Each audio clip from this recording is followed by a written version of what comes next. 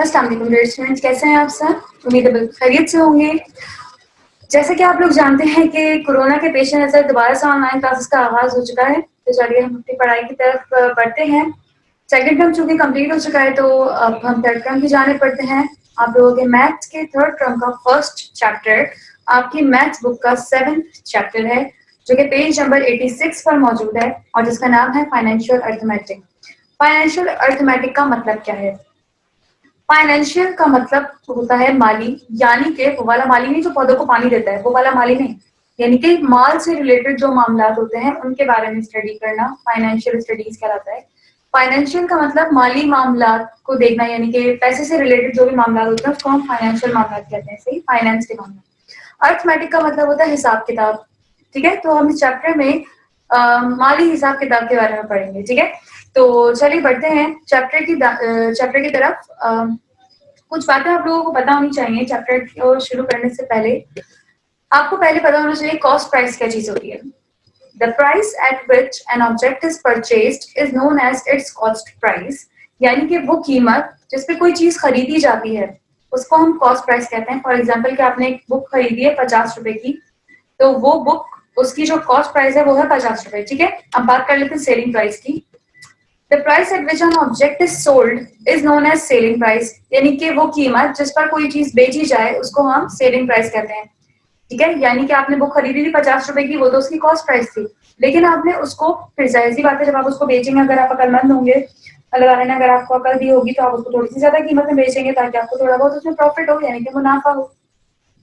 तो वो चीज होगी सेलिंग प्राइस, यानी कि अगर आपने 50 रुपए की वो खरीदी है, उसकी कॉस्ट प्राइस 50 रुपए, तो सेलिंग प्राइस क्या होगी उसकी, या तो 55 की बेचेंगे, यानी कि 55 रुपीज की बेचेंगे, आप उसको 60 रुपीज का बेचेंगे, तो अपना थोड़ा बहुत प्रॉफिट निकाल के उसको सेल करेंगे। ठीक है, तो ये तो हो गई सेलिंग प्राइस। प्रॉफिट क्या चीज होती है? मुनाफा। मुनाफा क्या?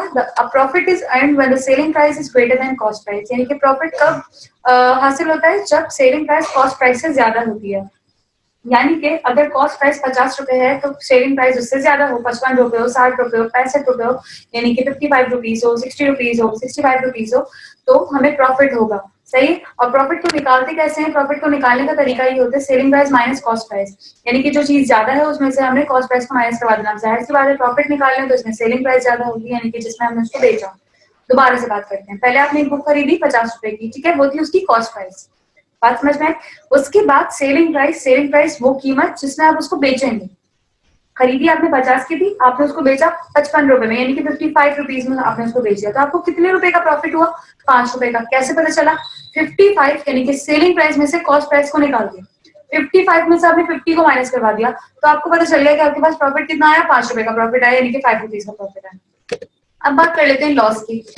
लॉस क्या चीज होती है? नुकसान। कैसा नुकसान? If cost price is greater than selling price there will be a loss, यानी कि अगर कॉस्ट प्राइस ज्यादा होगी सेलिंग प्राइस से, वो प्राइस ज्यादा होगी जिसमें आपने उसको खरीदा है, और जिसमें आपने उसको बेचा है वो प्राइस कम होगी, तो जाहिर सी बात है नुकसान होगा। अगर आप 50 रुपए की बुक खरीद रहे हैं और आप उसको 45 रुपए का, यानी कि 45 रुपीज का सेल कर रहे हैं, तो फिर जाहिर सी बात है आपको 5 रुपए का नुकसान हो रहा है। अगर आप 50 रुपए की बुक खरीद रहे हैं और आप उसको 40 रुपए का बेच रहे हैं, तो यानी कि आपको नुकसान हो रहा है, 10 रुपए का नुकसान हो रहा है। उसका निकालने का तरीका क्या होता है? Cost price minus selling price.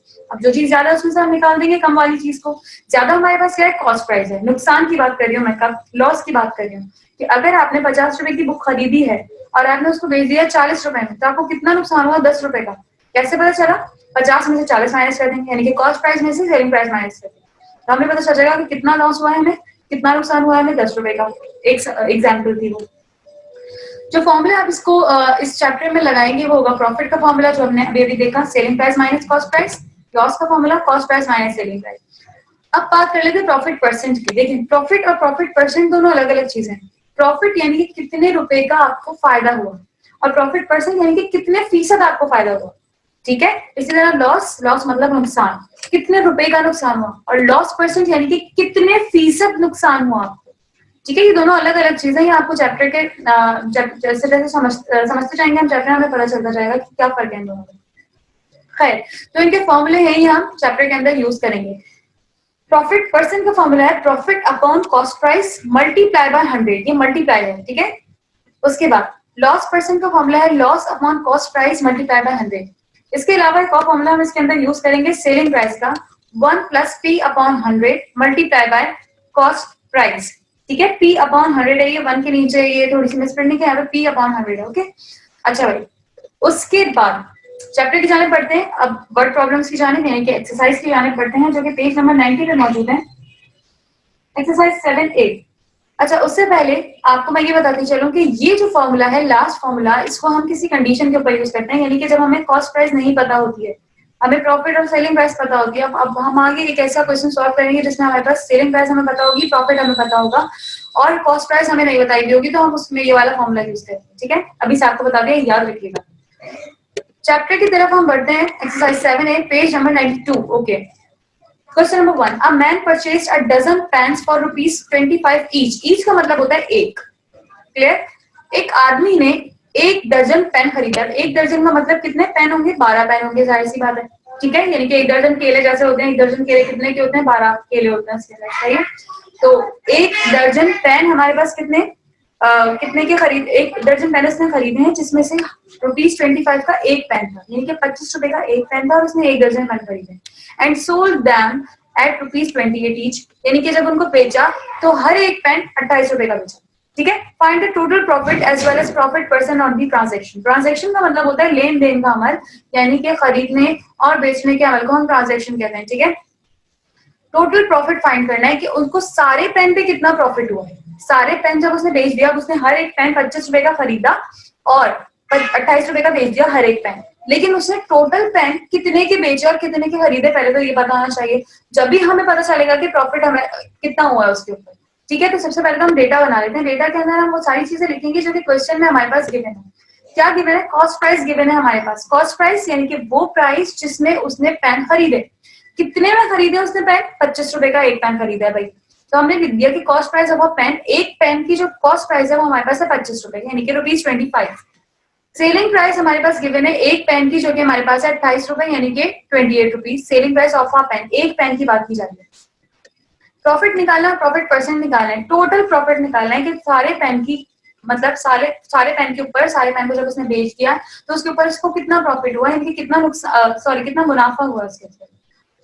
Solve करते हैं। सॉल्व करने के लिए सबसे पहले हमें ये पता होना चाहिए कि एक दर्जन पेन की कॉस्ट प्राइस क्या होगी, यानी कि जब उसने एक दर्जन पेन खरीदे हैं तो वो कितने में खरीदे होंगे। अभी तो हमें सिर्फ इतना पता है कि उसने एक पेन ₹25 का खरीदा है। अब हमें ये पता करना है कि जब उसने एक दर्जन पेन खरीदे हैं तो वो कितने के खरीदे होंगे। तो हमें कैसे पता करेंगे? Cost price of dozen pen, यानी कि एक दर्जन पेन की कॉस्ट प्राइस फाइंड करने जा रहे हैं। तो कॉस्ट प्राइस, एक पेन की कॉस्ट प्राइस है ₹25, तो 12 पेन की क्या होगी? 12 से मल्टीप्लाई करवा देंगे, हमारे पास आंसर आ जाएगा। 12 से मल्टीप्लाई करवा के देखिएगा, आप लोगों के पास आंसर आ जाएगा। 12 से क्यों मल्टीप्लाई करवाया? जैसे सपोज कर लिया कि आपने ₹25 का एक पेन खरीदा और आपने इसी तरह 3 पेन खरीद लिए, तो तीनों पेन कितने के आएंगे आपको कैसे पता चलेगा? 25 को 3 से मल्टीप्लाई करवा देंगे, यानी कि 75 आ जाएगा। कॉमन सेंस की बात है। अगर आपने एक बुक खरीदी, फॉर एग्जाम्पल एक बुक खरीदी आपने ₹20 की, तो अब आपसे पूछा जा रहा है कि अगर आप 2 बुक खरीदेंगे तो वो कितने की होंगी?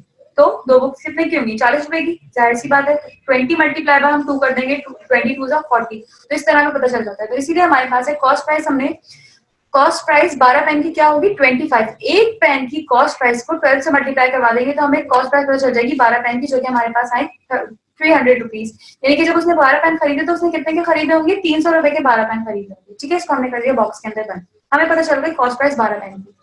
उसके बाद बात करते हैं सेलिंग प्राइस की, यानी कि उसने कितने में पेन बेचे। अब एक पेन हमें पता है कि उसने ₹28 का बेचा है, सही है भाई, कहानी चलाइएगा जरा अपने दिमाग में। एक पेन उसने बेचा ₹28 का और हमें ये पता करना है कि उसने 12 पेन कितने के बेचे होंगे।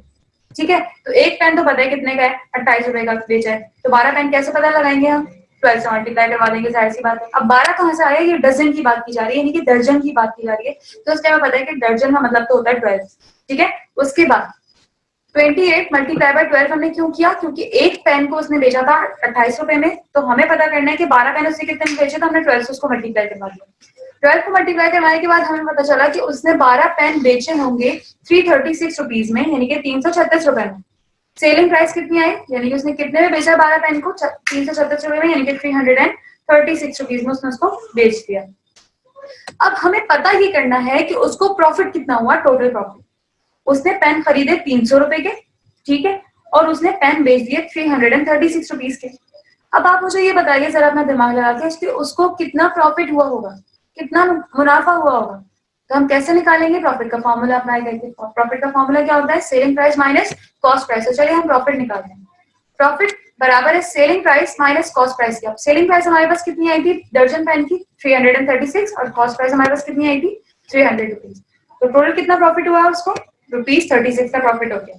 इतनी बात समझ में आई, इसको हमने कर लिया बॉक्स के अंदर बंद। प्रॉफिट उन्होंने मांगा था, हमने प्रॉफिट निकाल के दे दिया। ये टोटल प्रॉफिट है, यानी कि एक दर्जन पेन के ऊपर उसको कितना प्रॉफिट हुआ। ठीक है, अब प्रॉफिट परसेंट की बात कर लेते हैं कि यानी कि उसको कितना फीसद प्रॉफिट हुआ, कितना फीसद उसको फायदा हुआ। तो प्रॉफिट परसेंट निकालेंगे कैसे, प्रॉफिट परसेंट का फॉर्मूला अप्लाई करके। प्रॉफिट परसेंट बराबर है profit upon cost price multiply by 100 और ब्रैकेट के बाद परसेंट लगा दिया।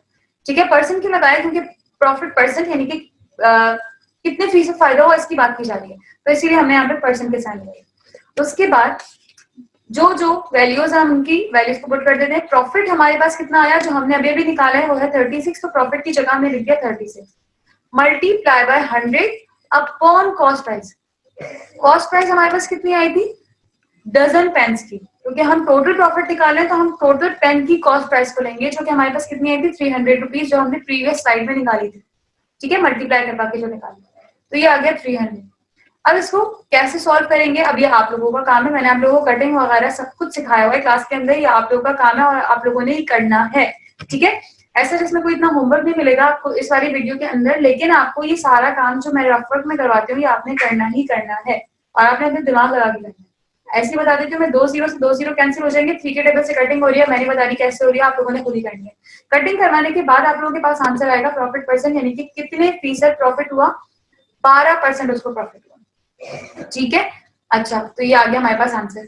प्रॉफिट मांगा था, प्रॉफिट परसेंट मांगा था, दोनों को हमने फॉर्मूला लगा के आसानी के साथ निकाल दिया। उसके बाद नेक्स्ट क्वेश्चन की तरफ बढ़ते हैं। नेक्स्ट क्वेश्चन में लिखा हुआ है, a man buys eggs at ₹9.60 per dozen. एक आदमी ने अंडे खरीदे 9.6 रुपए के दर्जन, यानी कि 9.6। अब ये 0 की तो कोई अहमियत ही नहीं होती, पॉइंट के बाद हमने डेसिमल वाले चैप्टर के अंदर ये बात बहुत डिटेल में पढ़ी थी। तो एक आदमी ने अंडे खरीदे 9.6 पर डजन, यानी कि एक दर्जन अंडे उसने 9.6 के खरीदे और उसको बेच दिया। उसको नहीं बेचा, 20 अंडों को बेचा उसने 18 रुपए में। ठीक है, एक आदमी था, उसने अंडे खरीदे, अब किस हिसाब से अंडे खरीदे 9.6 पर डजन, यानी कि एक दर्जन अंडे 9.6 के थे। ठीक है, तो जरूरी नहीं कि उसने एक ही दर्जन अंडे खरीदे हो, जरूरी है कि हो सकता है उसने ज्यादा अंडे खरीद लिए हो।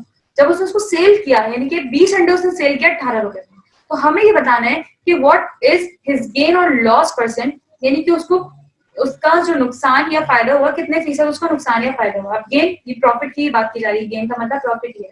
ठीक है, तो फीसद, अब हमें ये पता होना चाहिए सबसे पहले तो, या तो उसको फायदा हुआ होगा या नुकसान हुआ होगा। अब अगर हमें ये पता होगा कि कॉस्ट प्राइस ज्यादा है या सेलिंग प्राइस ज्यादा, तो तभी हम इस बात का फैसला कर सकते हैं कि उसको या तो नुकसान हुआ होगा या फायदा हुआ होगा। ठीक है, तो चलिए अब सबसे पहले तो डेटा बना लेते हैं हम। डेटा के अंदर कॉस्ट प्राइस हमारे पास गिवन है 12 अंडों की कॉस्ट प्राइस गिवन है 9.6 रुपीज। ठीक है, उन्होंने 0 लगा के दिया हुआ था, मैंने भी 0 लगा लिया, वरना 0 की कोई अहमियत है नहीं। सेलिंग प्राइस हमें पता है 20x की, जो कि कितनी है 18 रुपीज। क्या पूछ रहे हैं, पूछ रहे गेन और लॉस परसेंट, यानी कि कितने फीसद फायदा या नुकसान हुआ, आप ये बता दीजिए। ठीक है, सॉल्यूशन की हेडिंग डालते हैं। अब सबसे पहले तो हमें पता होना चाहिए कि एक अंडा कितने का होगा, क्योंकि हमें यहाँ पे कोई भी एक सेम चीज नहीं दी जा रही है। अगर उन्होंने 12 अंडों की कॉस्ट प्राइस बताई है, 20 अंडों की उन्होंने सेलिंग प्राइस बता दी, तो हमें पता ये करना है कि एक अंडा कितने का होगा। ठीक है, अच्छा भाई, अब बहुत खैर छोड़े, सबसे पहले हम निकालते हैं कि एक अंडा कितने का होगा, यानी कि एक अंडे की कॉस्ट प्राइस क्या होगी जब उसने खरीदने गया होगा वो बेचारा, तो उसने एक अंडा कितने का खरीदा होगा। ठीक है, अब यहाँ पे छट गया भाई, इतने सस्ते अंडे तो मिलते नहीं जितने इस क्वेश्चन में दिए हुए, लेकिन चलो खैर कोई बात नहीं है, क्वेश्चन की बात होती है। कॉस्ट प्राइस ऑफ 1 एग हम निकालने जा रहे हैं एक अंडे की कॉस्ट प्राइस, यानी कि उसकी वो कीमत जो जिस कीमत में उसने उसको खरीदा था। अब हमें ये बात पता है कि 12 अंडे उसने खरीदे हैं 9.6 के। अब पिछले क्वेश्चन में हमें एक की कीमत पता थी, ज्यादा की कीमत निकालने की, तो हमने मल्टीप्लाई कराया था।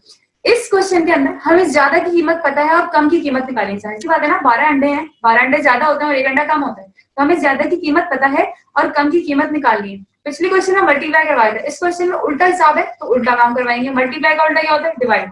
ठीक है भाई, अच्छा 12 अंडों की कीमत पता है वो है ₹9.6, तो हमें निकालनी है एक अंडे की कीमत, तो हम करवा देंगे 9.6 को 12 से मल्टीप्लाई। अब 12 से क्यों मल्टीप्लाई करवाया था, क्योंकि 12x से, ठीक है। अच्छा भाई 9.6 को 12 से मल्टीप्लाई करवा देंगे, हमारे पास आंसर आ जाएगा। और ये सारा काम आप लोगों ने खुद ही करना है। मैंने आपको डेसिमल से फ्रैक्शन में कन्वर्ट करना भी सिखाया था, डेसिमल से मैंने सिंपल फॉर्म में कन्वर्ट करना भी सिखाया था, फ्रैक्शन से सब कुछ सिखाया हुआ है मैंने आप लोगों को। डेसिमल वाले चैप्टर में हमने सब कुछ पढ़ा हुआ है।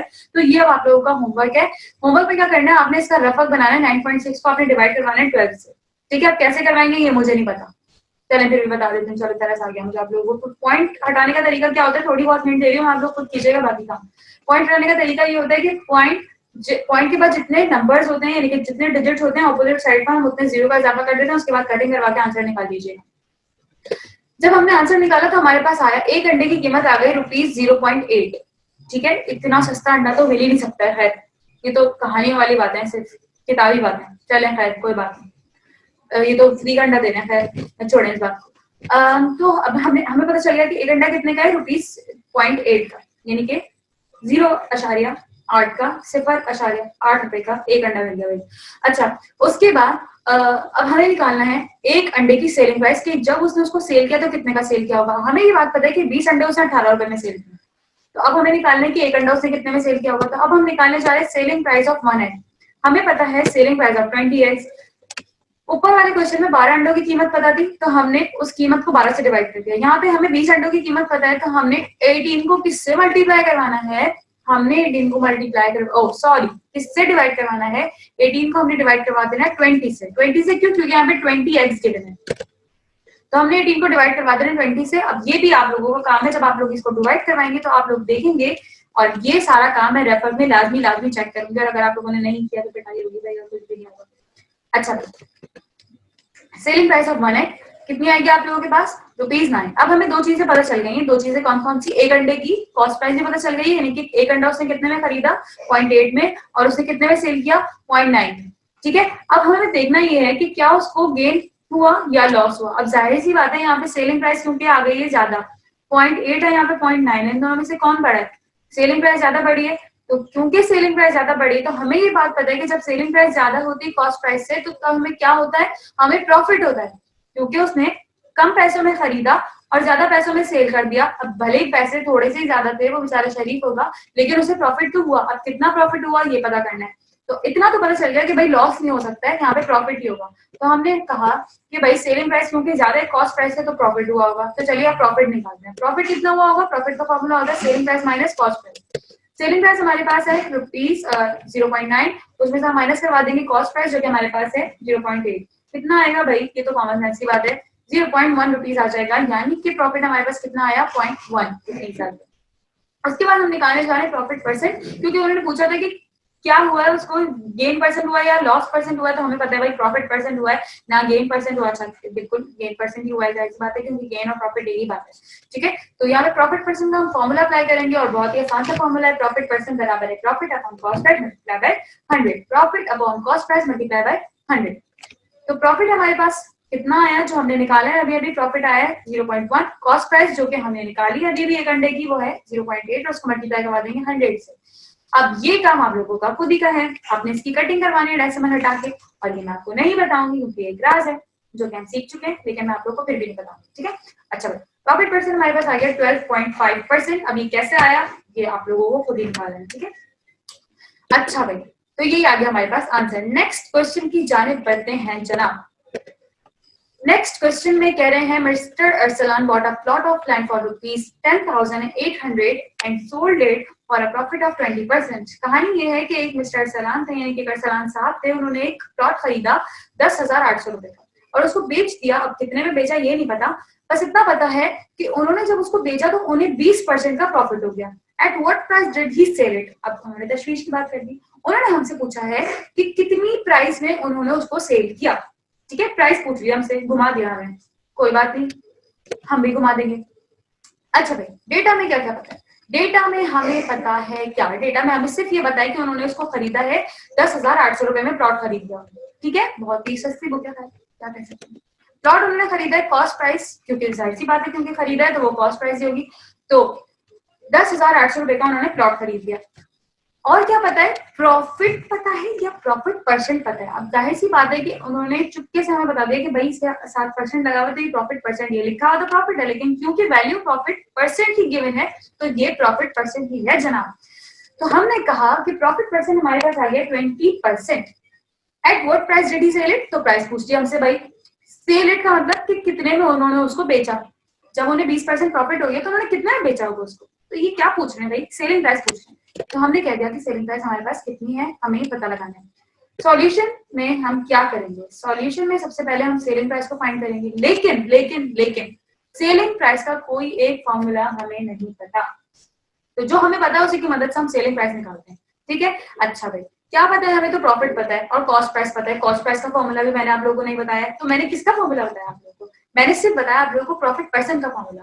तो हम यहाँ पे प्रॉफिट परसेंट का फॉर्मूला अप्लाई करेंगे। ठीक है, तो प्रॉफिट परसेंट के फॉर्मूले में आता है क्या, प्रॉफिट परसेंट का फॉर्मूला होता है profit upon cost price multiply by 100।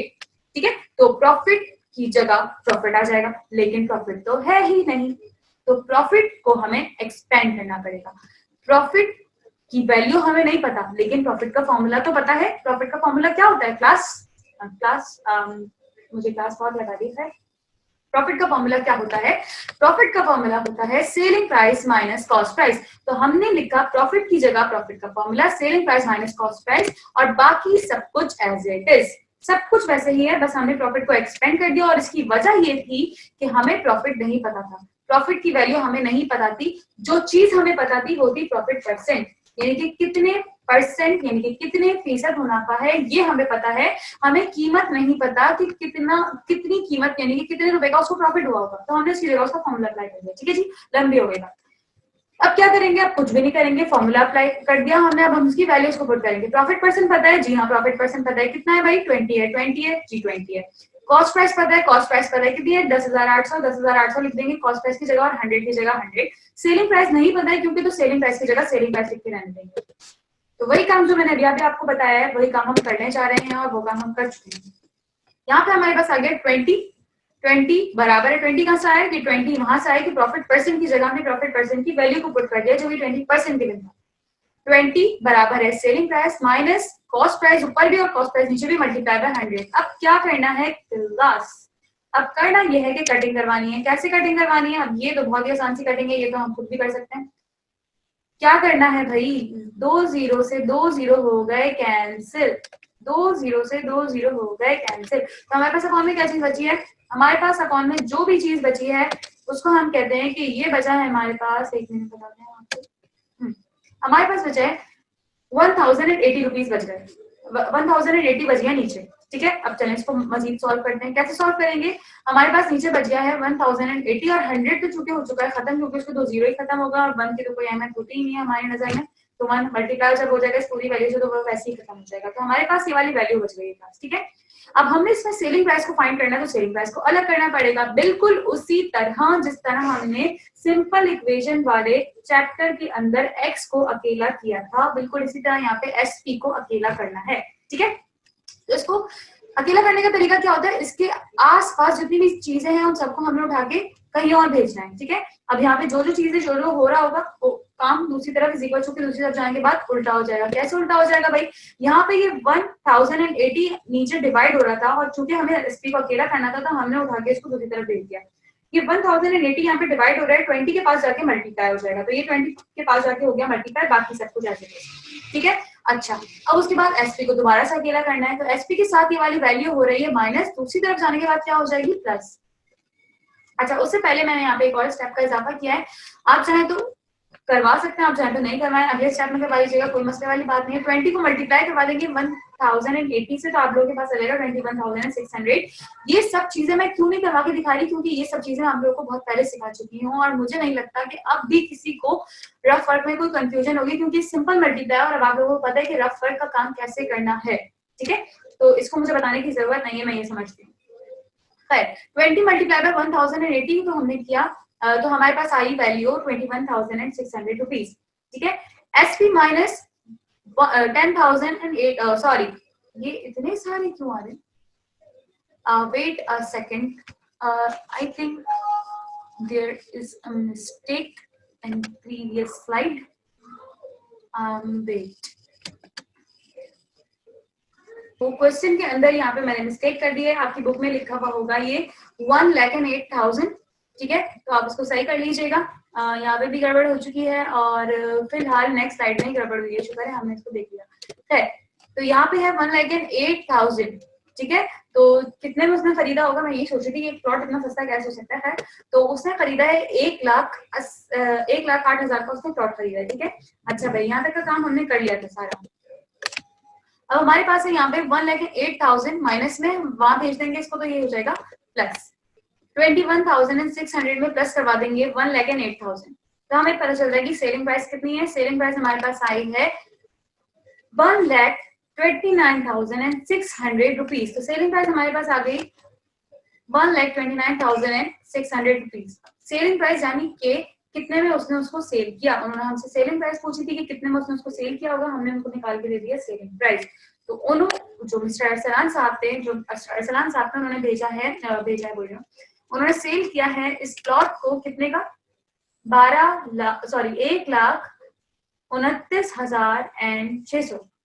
और मेरी भी उर्दू की मैथ्स इतनी अच्छी नहीं है, लेकिन I am trying my best.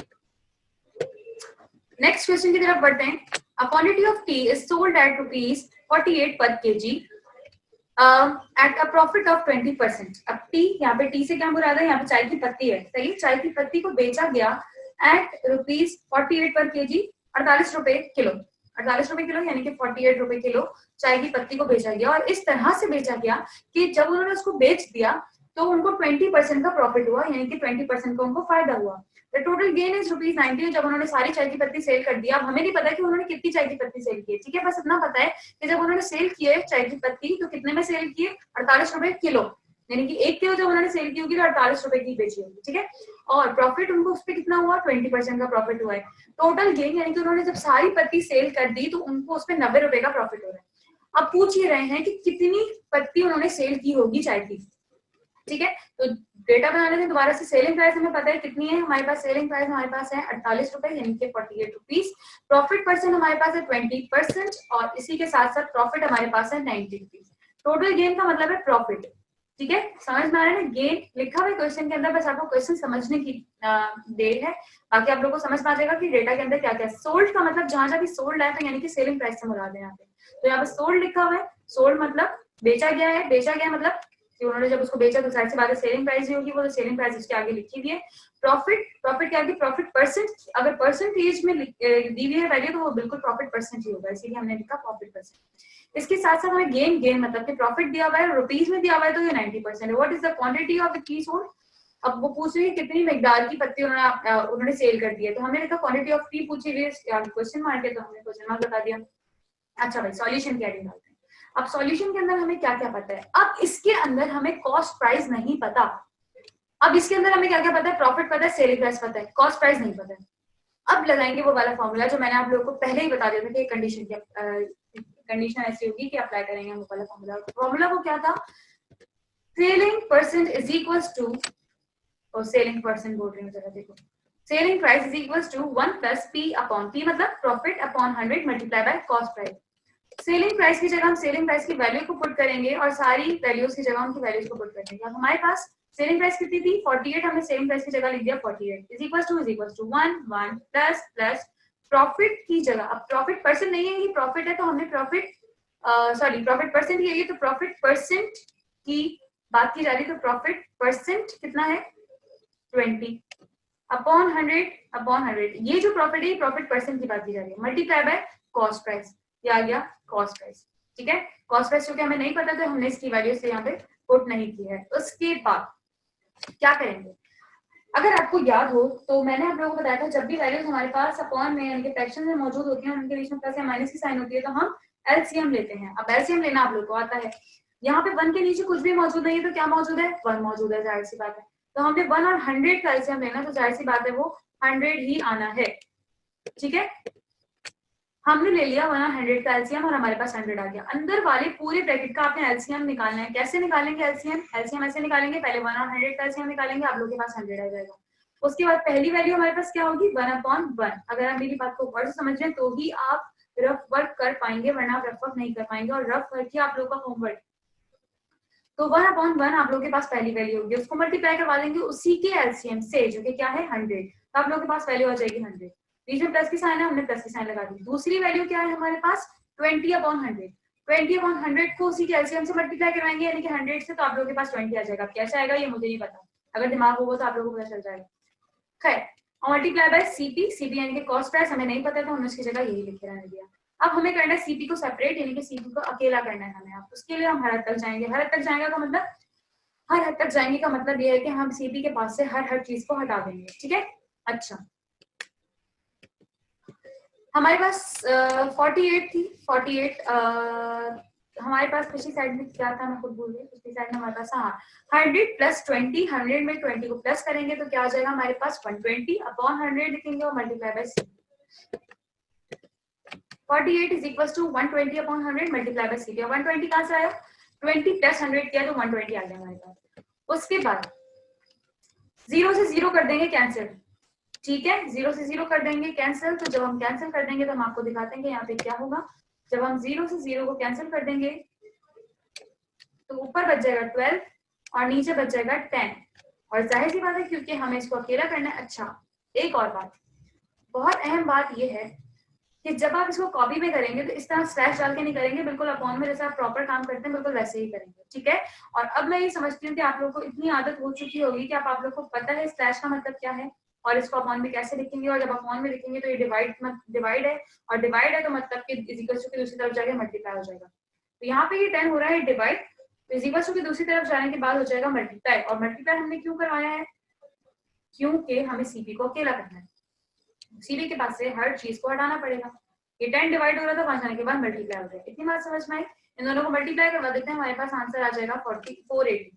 48 multiply by 10 480 upon 12। अभी अब 12 कहां से आया, 12 यहाँ पे मल्टीप्लाई हो रहा सीपी के साथ, वहां पे जाने के बाद डिवाइड हो गया। डिवाइड हो गया, जब आप डिवाइड करवा लेंगे इसको तो आप लोगों के पास आंसर आ जाएगा ₹40। ठीक है, उम्मीद करती हूँ इतनी बात समझ में आ गई होगी।